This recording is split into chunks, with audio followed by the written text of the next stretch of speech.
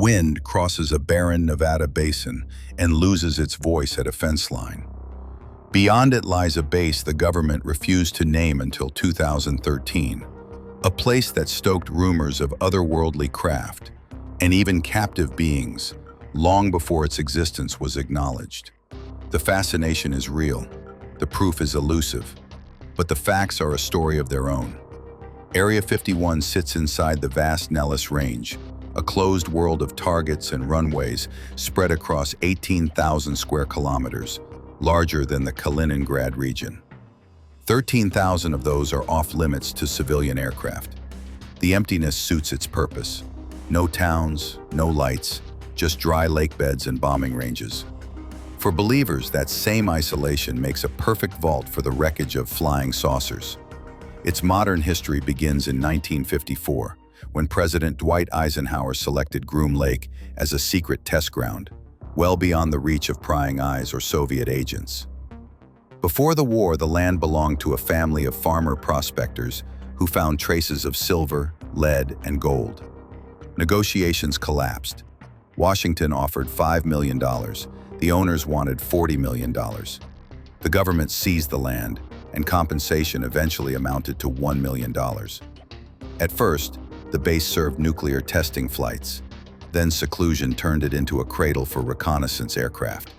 Here, the Lockheed U-2 took shape, designed to skim the upper reaches of the sky and photograph guarded sites across the USSR. One of those pilots, Francis Gary Powers, was shot down over Sverdlovsk and later exchanged for Rudolf Abel. Secrecy ran so deep that by some accounts, airframes arrived in pieces and were assembled in the desert. The SR-71 and other platforms followed under the same veil. At the same time, a new kind of report multiplied. Unidentified objects, strange lights, flight paths no aviator could explain. In 1959, a Reno newspaper described a bright green craft darting faster than any plane and carving impossible turns. Whispers suggested the CIA did not mind such stories. Unusual aircraft, after all, could vanish behind the fog of ufology. The Cold War brought trophies.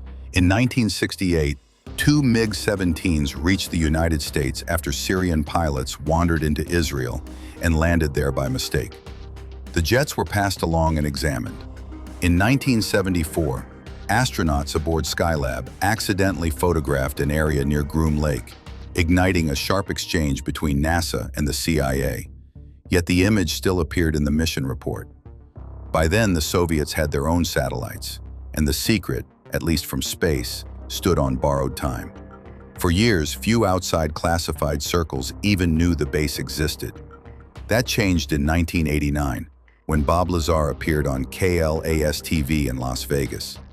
He presented himself as a physicist assigned to a site called S4 within the range, a man from Los Alamos tasked with studying alien technology for military use.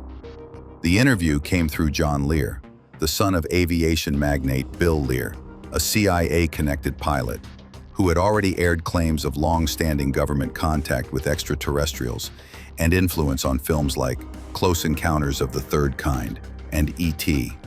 Lazar portrayed Area 51 as a sprawling underground warren where craft not of this earth were dismantled, reverse-engineered, and test-flown. He spoke of a space warping drive powered by an element with atomic number 115, synthesized decades later and named Moscovium, of 9 small saucers built for little gray pilots, whom lab-coated staff half-jokingly called the kids. He tied the beings to Zeta Reticuli, echoing the 1961 Hill abduction narrative, and a star map that ufologists said matched that system, familiar to science fiction audiences from Aliens. The backlash was swift. No confirmed ties to Los Alamos emerged.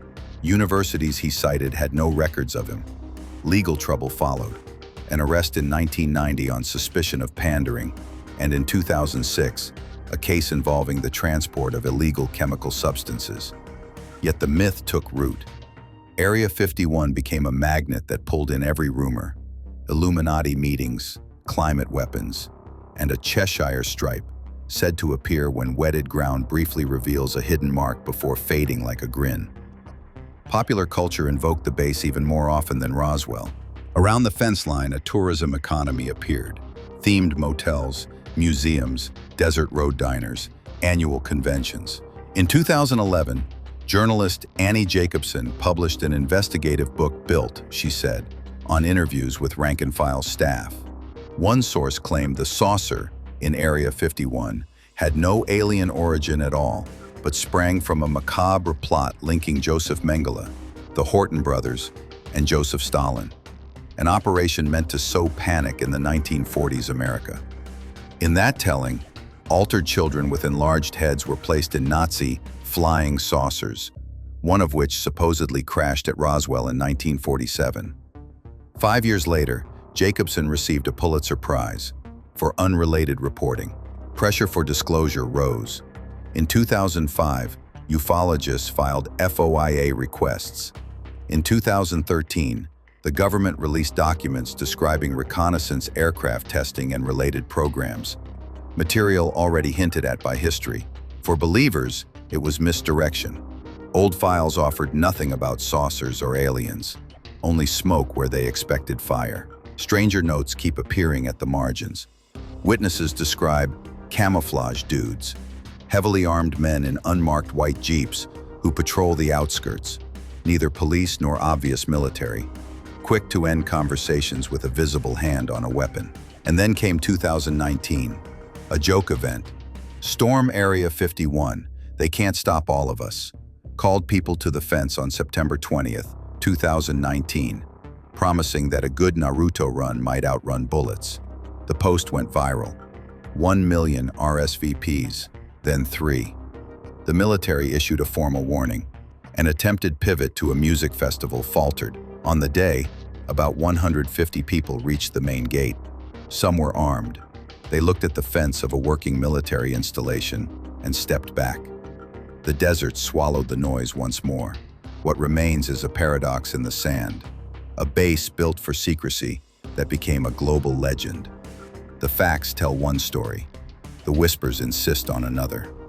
Which will outlast the desert wind?